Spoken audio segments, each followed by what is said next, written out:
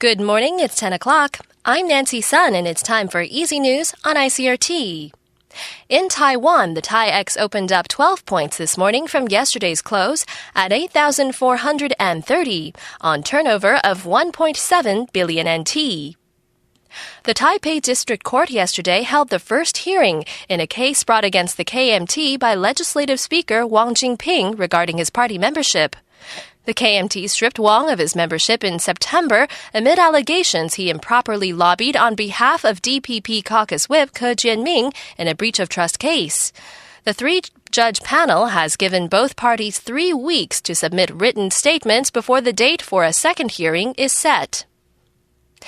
Interior Minister Li Hongyuan yesterday was dragged into controversy following publication of an Education Ministry document stating that the ROC capital was in Nanjing, China. Li was grilled by lawmakers during a legislative hearing and faces allegations from opposition lawmakers that the decision to teach students that the capital was in China is yet another of the Ma administration's China-centric policies. However, Li argued the document was simply a reminder to elementary and secondary school administrators that the ROC's capital remains in Nanjing in accordance with constitutional provisions.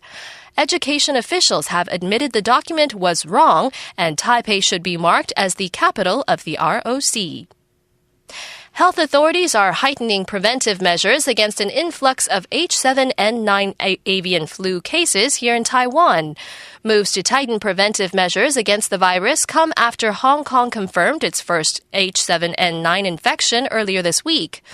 According to the Centers for Disease and Control, fever screening at Taoyuan International Airport has been intensified, especially for visitors from China. The Hong Kong government confirmed Monday that its first case of bird flu in a 36-year-old domestic worker. The Indonesian national remains hospitalized in critical condition. Organizers of the annual New Year fireworks display at the Taipei 101 say the 2014 arrival show will feature 24,000 fireworks and will be longer than previous years at 218 seconds. The firework display will again be designed by the French pyrotechnic design company Group F. In international news, the head of the mission charged with destroying Syria's chemical weapons says preparations are on track to move the most dangerous chemical agents. The chemicals will travel from sites in the war-torn country to the port of Latakia, but there are serious security issues on key roads. One of the problems is that the team has to deal with this poor security on the road connecting Damascus and the northern city of Homs. For now, there are no other roads available for the team to use, and the mission says that the Syrian government is responsible for providing security for the move. In more news from Canada's Rob Ford, new court documents released yesterday suggest the Toronto mayor may have offered 5,000 Canadian dollars and a car to suspected drug dealers in exchange for a video that appears to show him smoking crack. The information is contained in police wiretaps of alleged gang members who spoke about delivering drugs to Ford and having pictures of him using drugs. Yesterday, a smiling Ford laughed and ignored questions as he left his office. Ford acknowledged last month that he smoked crack in a drunken stupor about a year ago.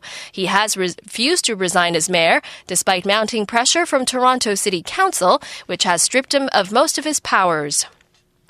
In environmental news, 6 whales have died and as many as 40 more are stuck on the sand after a group of the animals beached off Florida's Everglades National Park in the U.S.